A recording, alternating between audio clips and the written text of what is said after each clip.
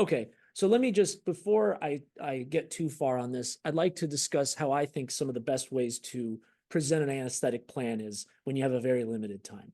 So if you have the opportunity, if a resident or a staff says, all right, hey, this patient's got asthma and is getting this procedure, what do you want to do? I think this is probably the best way to give a concise, quick answer to that person.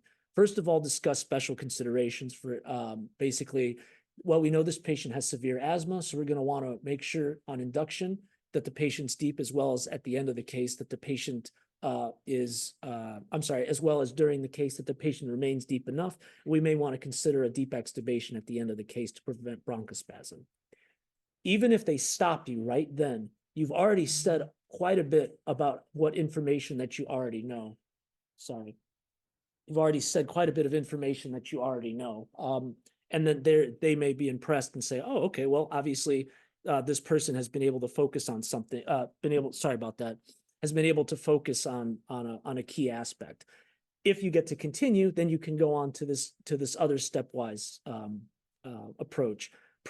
You talk about what you'd like to do, pre-induction, induction, for maintenance and emergence. And so basically it kind of looks like, sorry about that. My mouse is a little touchy.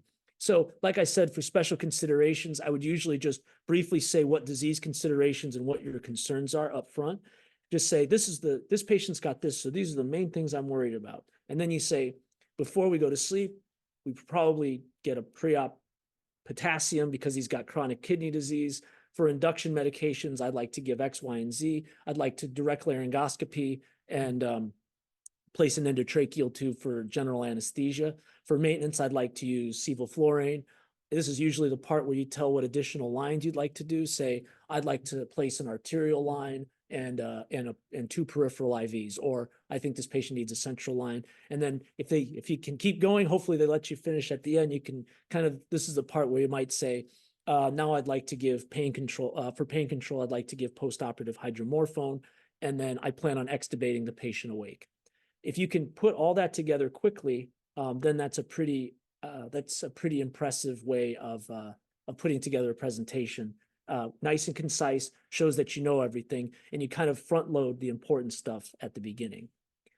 So let me give you an example of one that I will do, and then I will see. We're gonna see how this works. As far as I'm gonna try to include you guys. I'm gonna ask you to go on the chat, and then we'll kind of go through it.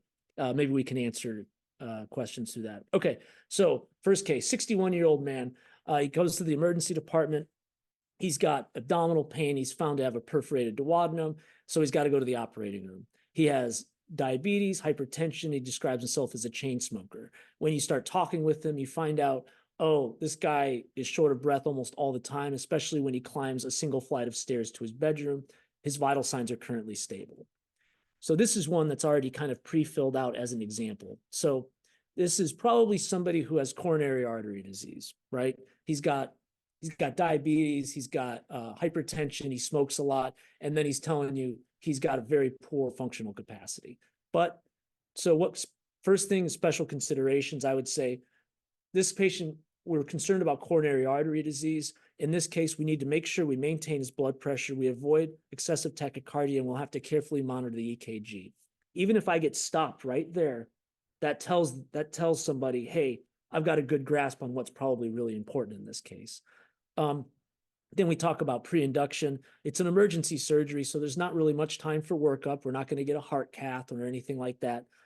Some could argue for an awake arterial line. I'm not sure I would do that.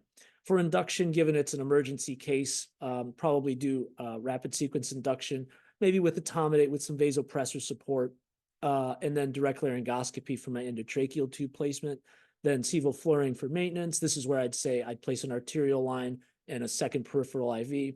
And then for emergence, I would like to use postoperative hydromorphone and extubate the patient awake as long as he's stable enough. Just like I said, like that tells you a lot of information, right? Now, inadvertently here, I purposely kind of did this, is that we've also reviewed coronary artery disease here. So in a coronary artery disease patient, the main things you got to keep, the main things you really have to do are obviously you want to avoid tachycardia because that increases stress on the heart. You also want to maintain blood pressure. Obviously, you want to avoid low blood pressure, but that also means you want to avoid excessively high pressure. The higher the blood pressure is, the more the heart has to work against the pressure. And then obviously you'll want to monitor the patient's EKG carefully. Okay, so that's kind of the basics of how we put together